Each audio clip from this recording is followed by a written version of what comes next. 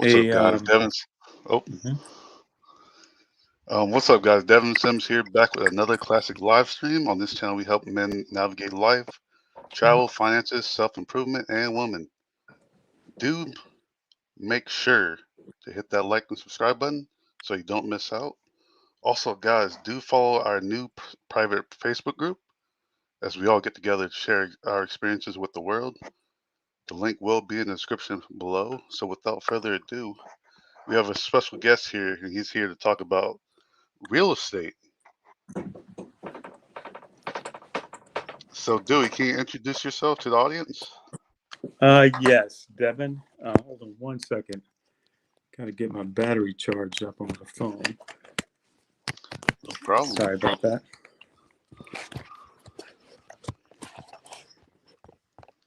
Can you see me? I think it's pitch black right now.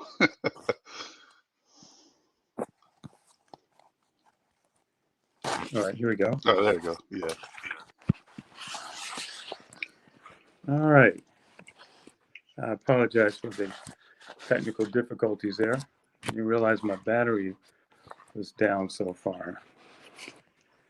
Okay, well, Devin, first of all, thank you for showing the interest and wanting to know a little bit about real estate.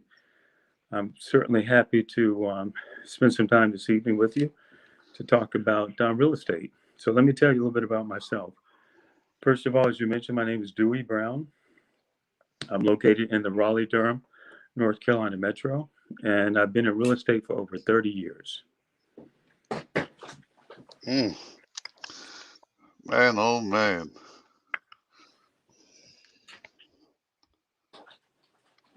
It's been a long time. So, how was your upbringing? Okay, my upbringing. Yes, a little bit about my upbringing. Um, of course, I was born in North Carolina. Um, my family values system was based on strong spiritual following, which included principles of being kind and nice to people. Since both of my parents were school teachers, they really pushed education and um, and really sort of pointed out the importance of education. In fact, my grandfather used to tell me every day, or many times as a young child, that try to learn something new every day, son. I remember those words he used to tell me when I was a young kid. He always would tell me, learn as much as you can every single day. And it always stuck with me. As small as it is, it doesn't matter how small it is or how big it is, it's just learning every day, continue to learn. And also, I'm a graduate of NCSU, North Carolina State University, located here in Raleigh, and also majored in accounting with a CPA background. Mm. So, what made you get into real estate? Um, well, professionally, I had been working in public accounting at a CPA firm for when I first got out of school. But I saw the value of real estate um, very early on in my professional career. In fact, when I was 24 years old, back in the 80s, a good while ago, there was a developer in this area that had a project that wanted to encourage home ownership back in the blighted areas in Southeast Raleigh, because at that particular time there was a lot of black flight, if you would, from minority communities to the suburbs, and they were trying to entice people to come back into the inner city. And so there was a project that allowed young people to come in and sort of live in a part of it was actually a fourplex, so 4 units. You could get favorable financing.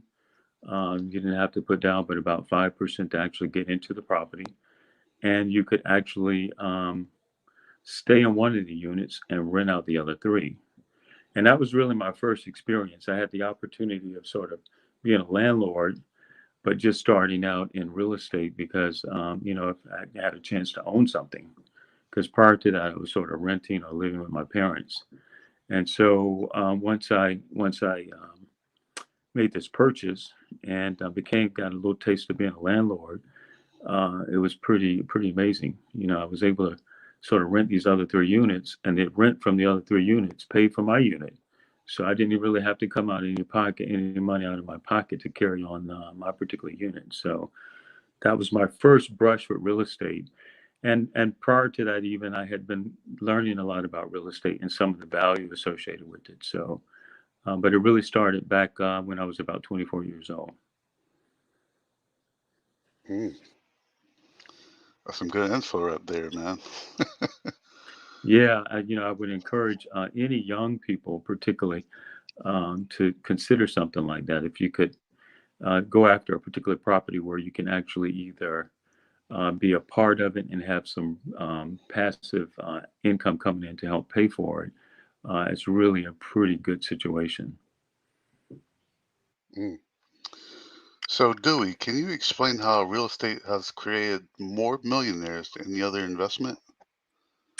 Yeah, it's a great question because there's so many ways to sort of accumulate wealth. I think real estate is particularly one of those. I mean, it's certainly one that's been favorable for me. But you think about real estate as a way to earn income both short term and long term. And what I mean by that is that um, short term, generally, real estate, particularly investment properties, rental properties, can generate money in the way of rental income over a period of time. And that can be fairly immediately. I think of that as short term. So you can start making money soon as you start renting a particular property. If you're renting a property for $1,000 a month, and the costs associated with it are $500, then you're making $500 a month. And while that's not a lot of money right now, over time it will continue to grow. But really, the other aspect of real estate prosperity, in my mind, is that the value of property rises so quickly. And so I've seen studies sometimes that real estate appreciation, that is, if you buy something today, so let's take an example. Let's say that if you buy a property today for $100,000, in another 5 years, it might be worth $300,000 or $200,000. And that's a pretty sizable return over a short period of time, probably even more money than you can make in the market in some cases. And particularly in markets where real estate is in demand, and there are a number of those around the country, including our own right here in Raleigh, Durham, which has become a pretty hot spot now for real estate. People want to move into the area, and so the price of real estate is escalating at a pretty rapid pace. And it's also because there's not a lot of supply. And when there's not a lot of supply, mean available real estate, then the price of it goes up. And so in this particular moment, there are a lot of people that are sitting in a pretty good position because they've been holding on to property over a period of time in the way of appreciation. And now those properties are worth a lot of money. Mm. Oh, So, wow, so man. it's just a good. It's another avenue, and I will say, Devin, one thing about that.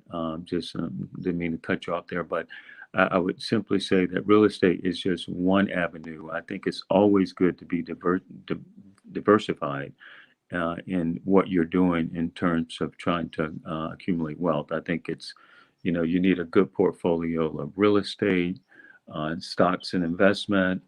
In some cases, it might be insurance, which is another interesting thing that we should talk about at some point in time. I think people should invest in insurance as a way to transfer wealth from one generation to the next. So there are a number of things that you can actually do to sort of generate wealth. Mm. So, how much money on average should you have saved up before doing real estate? Well, it's interesting because I don't think, like a young man like yourself, particularly anyone who's sort of starting out um, early in their professional career, I think there's so many programs which avail people to get into properties with virtually no money down.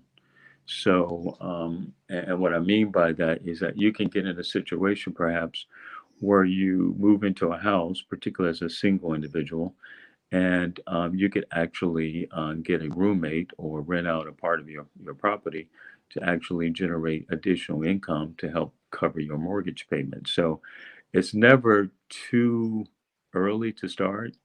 In fact, I encourage everybody that I come across all the time to try to get some piece of property because it's the one thing that they aren't making every day. Real estate is a kind of a finite resource, meaning that it doesn't grow like products and widgets that people can manufacture. Land is what it is. It's not going to grow, and so it's limited in its availability. And so as the population continues to grow, land will not grow. And so consequently, if you can get your hand on some of it now, it can really be meaningful over the long term. Mm. So, what would you say would be the first steps to take when getting into real estate? Well, like I said, maybe a little bit earlier, I think it's just you got to start. You got to take baby steps, and I say that in no disrespect. I think everybody has to kind of crawl before they walk, and it has to start with the very first property. I mean, it could be the way that I started, and I think I mentioned to you that that one quadruplex that I was blessed enough to have an opportunity at.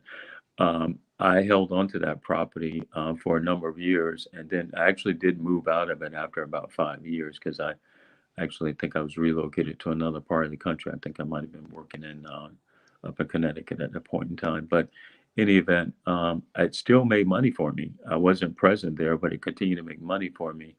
And at this time, I was starting to acquire other properties that were generating other passive incomes too. So, um, it can start with that very first property that you live in, and then eventually you move out and it becomes a sole rental property, and then you go to the next property and you live in that one, and then you let that one rent it out and then let it take care of yourself. Then you have two rental properties, and then you're into your own third property that's your private residence, and you keep doing this. And over a period of time, 5, 10, 15 years, if you accumulate enough properties, you'll have a good source of passive income coming in that will supplement your income. Mm. So, what is what would be your advice for someone to be successful? Um, well, you know, I would say, success is in the eye of the beholder. And what I mean by that is that I think you have to identify a goal that is meaningful to you and commit to it. Um, I think it's something you have to be sort of passionate about and committed to. I think you have to really just be give your all for it, and you have to be laser focused on making it happen.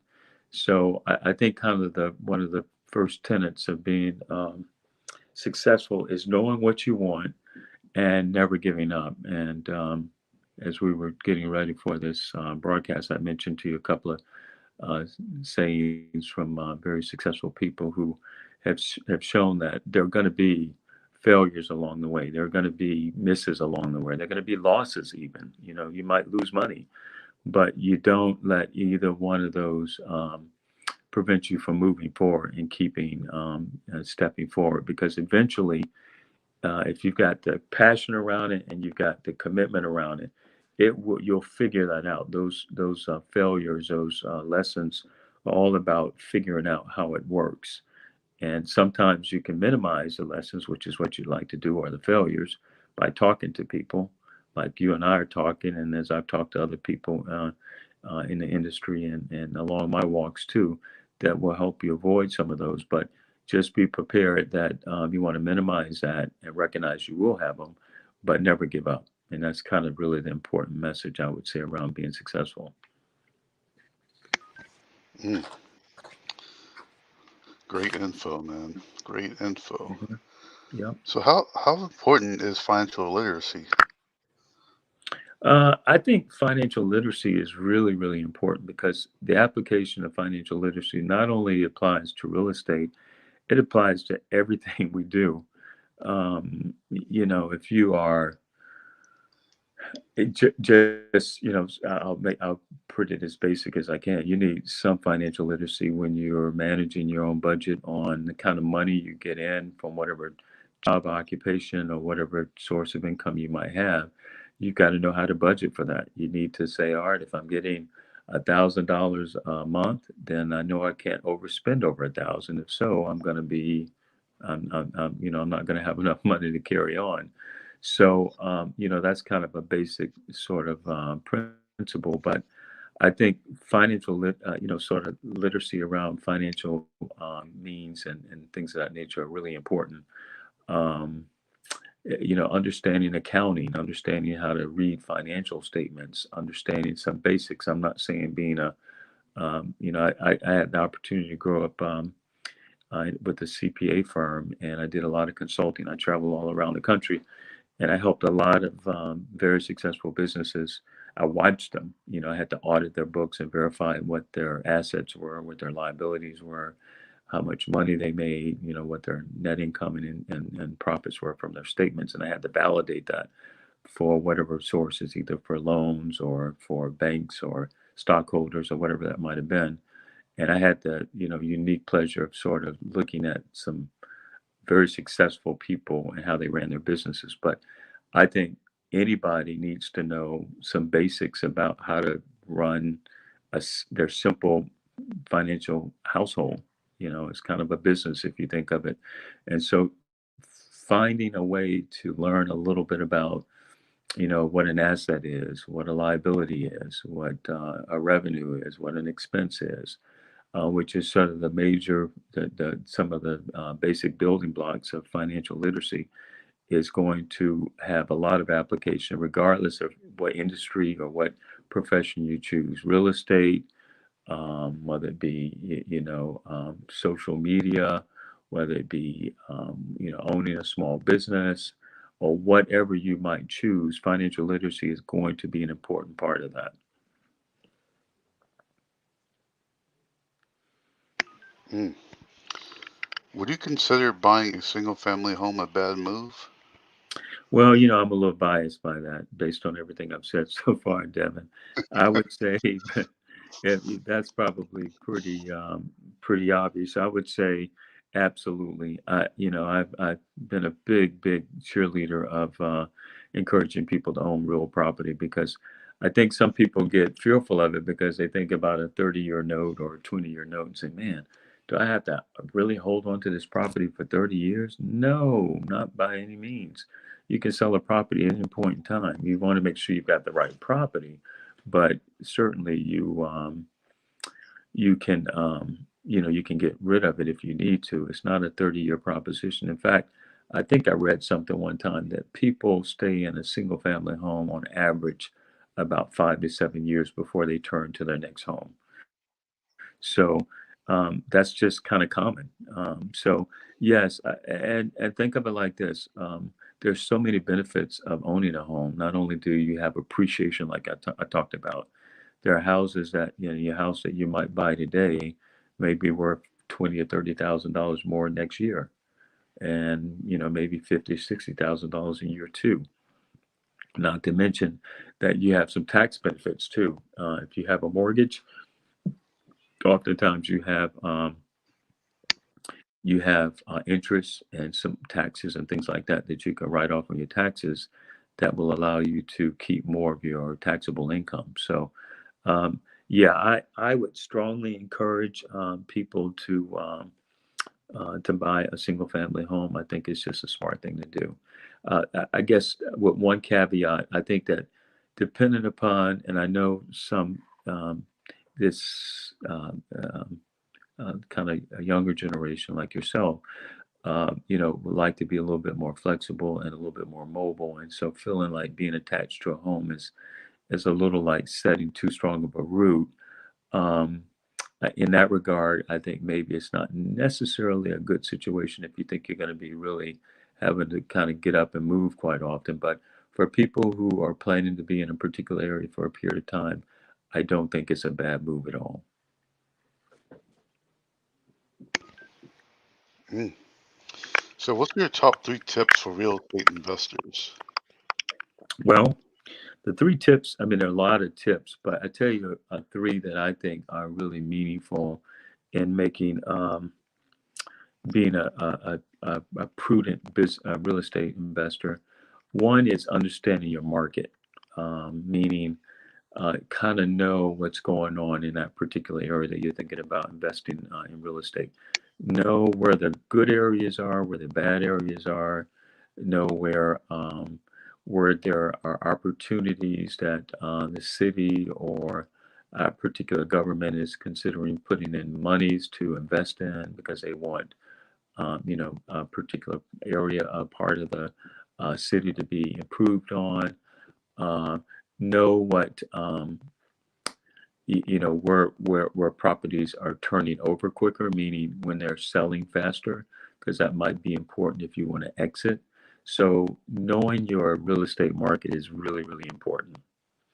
The second tip I would offer would be don't over leverage yourself. And what I mean by over leverage yourself is that I think sometimes, and I would encourage this, as I mentioned before, not to get too ahead of the process. These kind of things don't go fast. They take time. And so sometimes people try to overdo it and perhaps amass more property than they can manage. So you might have 3 or 4 houses at one time, and you have the associated debt associated with those. And you might find yourself that you might have a property that's vacant for 3 or 4 months. And that's some of the downfalls I mentioned to you before. There are going to be good days and bad days with this business. And so in those instances, um, you got to have, if you don't have some kind of sleep money or, kind of a 6 months of cash available, then you could go underwater and you might potentially lose a property. And that's not good. So over leveraging yourself, that means putting a lot of debt um, uh, on yourself at a particular time when you're not stable is another tip that I would sort of encourage folks to do. So, and it's almost like it's commensurate with sort of not overextending yourself as well. The third thing is I think it's important in real estate or anything that you're sort of searching for is to look for a network of experts. And what I mean by that, to be a good real estate investor, you need a really good realtor that can give you tips on properties that have a good upside on, meaning, hey, we know that this property right here you can get for $80,000, but with about $10,000 of improvement, this house might be worth, $120,000. So now you've got $90,000 in it. You pay it for 80. You put 10,000 in. You can sell it for 120,000. You made $30,000. That's a pretty good profit. And you did that all because you got some information, some pertinent information from a real estate agent who knows the market and who's looking out for you as well. The other thing is that also try to collaborate with a number of people that are kind of key in maintaining real estate. Like have you a good electrician, a good plumber, a good carpenter. All of those are kind of important people to have in that process as well. So building a network of experts that you may need to lean on in real estate is another thing I would encourage. Okay, man, guys, this is some gems, man. So, for the guys out there in the audience today, what what would cash flow mean? Yeah, well, cash flow is it's not too complicated. It's pretty straightforward. It kind of it is what it says, cash flow. So think of it like this. It's sort of what kind of money's coming in and what kind of money is going out. So in an ideal situation, you want more money coming in than you have going out. Therefore, the name cash flow. So let me give you kind of a real example. I've been using my $1,000 a month analogy here, and I think we'll kind of stay with that. Let's say that you are getting $1,000 a month in rental income, and every month you're paying a collection of mortgage expenses, your maintenance, and taxes, real estate taxes.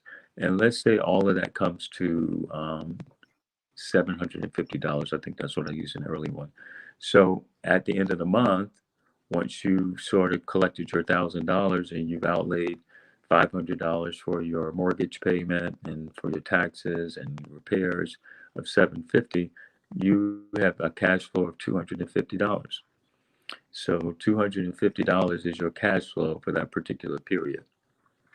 So it's and then over a period of time, $250 times 12 months is what you and think of things in 12-month intervals. Most people have their businesses run on a 12-month basis. On an annual basis is probably the most common fiscal year. Goes from January to December. And you hear people talk about fiscal year. That's another way of saying that's my financial year. And so if you take 250 times 12, that's $3,000. At the end of that year, you have cash flow of $3,000. So I hope that's clear.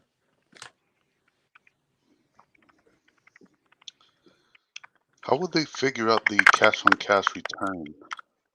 Yeah, that's a great question. Basically, if you have cash flow, and let's take that same scenario. Let's say that you have $3,000 for a given year. Now, when we think about cash on cash return, we're really thinking about if you had $3,000 and or let me step back. Let's take the same scenario again. Let's say that you bought a property for $100,000 and you put $20,000 down. Okay, well, let's say $5,000 down. Let's say you put $5,000 down, so 5%, which is very realistic. I think in this day and time, you can get financing up to 95%. And like I said, in some cases, you can get 100% financing. So you have to put 5% down. So 5% of $100,000 is $5,000, right? Okay. So now, if that same property that was $100,000 is making $3,000 over the course of the year. So really what you would take is take $3,000, which is your cash flow, also sometimes referred to as net income, and divide that by $5,000, which is the money out your pocket that you use to pay for the property. And let's assume that included closing costs and everything that you needed to purchase the property. And if you divide that by the 3,000 by the 5,000, that's a 60% return. 3,000 divided by 5,000, if you have your calculator handy, that should come out to 60%. Now, if you had the other way to think about it, if you had $5,000 and you put it in a savings account at your local bank or savings and loan or credit union, which today I think is paying less than 1%, $5,000 times 1% is $50. So you've made $50 putting your money in the bank versus $3,000 buying, securing this piece of property in terms of cash flow. And not to mention that you probably have a property that will gain an appreciation, and over time, that $100,000 property will be worth more than that at some point in time.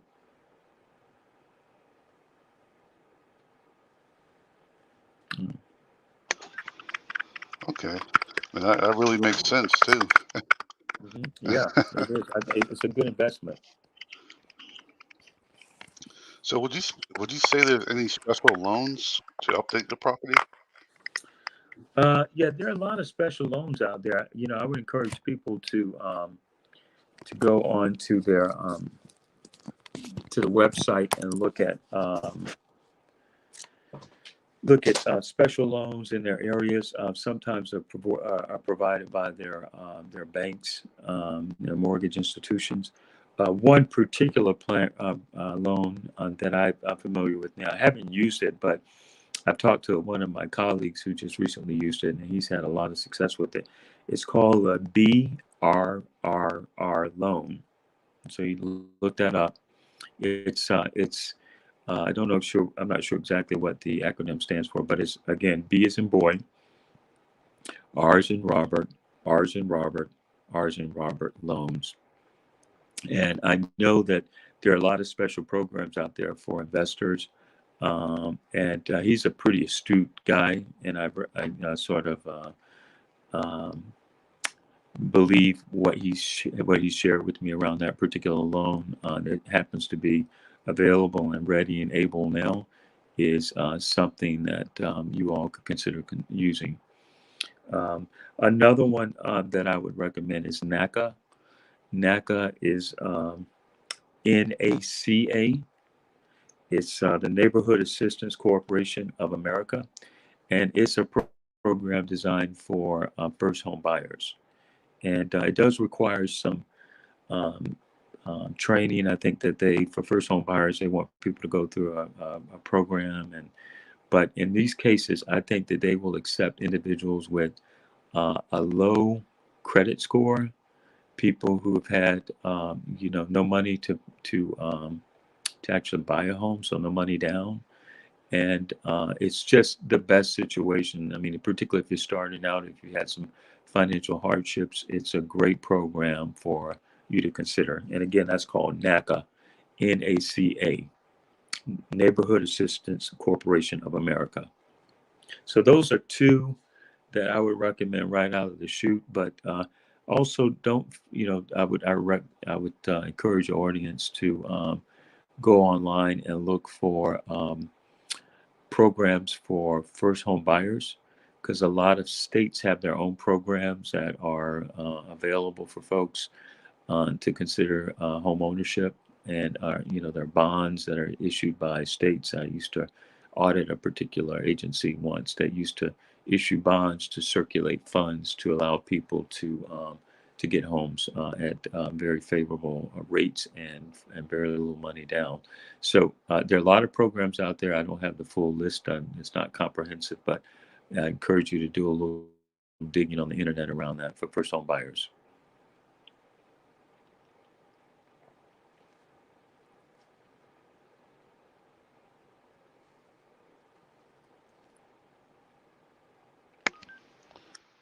So how can people find you and find out more about you?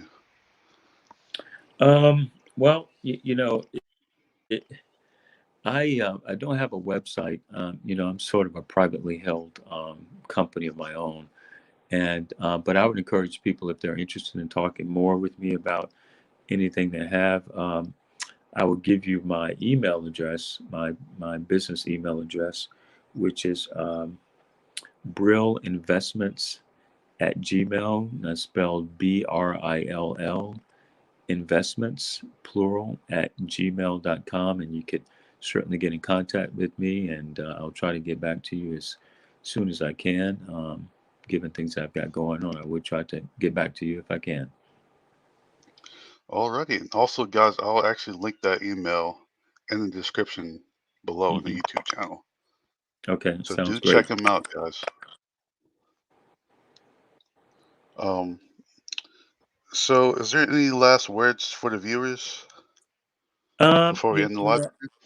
Yeah, Dehvin. Well, first of all, thank you for giving me a chance to be on your program tonight, and have a chance to touch people that are in your space, and following you. I know you've worked hard at trying to disseminate information. I really appreciate that about you, and I'm really proud of you in that regard.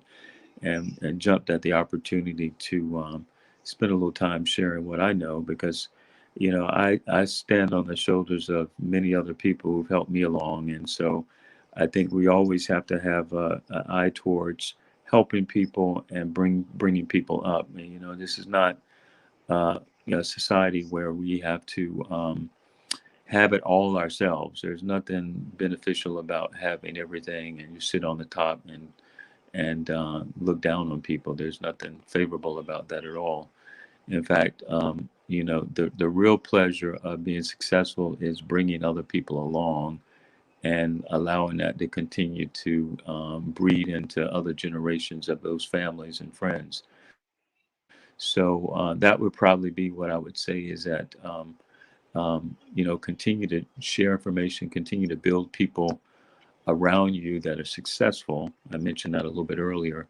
I think whatever you're doing, real estate or whatever it is that is your passion, continue to build people that have like thoughts and visions and interests, because those are the people that can stand around you and elevate you and nurture what it is you're trying to do and not try to sabotage and discourage you, because there are people out there you will find, but you can't listen to them because a lot of times those people aren't well intended, and so you need to step around those individuals and keep moving. So that would be it. I would just say, in short, uh, success is about sharing and also building uh, a nice audience or nice circle of individuals around you to kind of leapfrog you into success. I think that would be another point to leave you with. Man, I gotta say it. I'm glad to have you on, man. I'm sure the audience as well will love you, have you back on any future endeavors.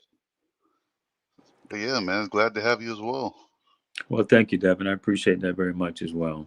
And thanks for the time this evening and to your audience. It was a pleasure to share this 30 or 40 minutes or so of time in your busy schedule to share some things that I've learned over my years of experience. So thank you, Devin, so much, and thank you, audience. And there you have it, guys. Make sure to look after yourselves from around the world, and I'll see you guys on the next live stream. Have a All good one. righty.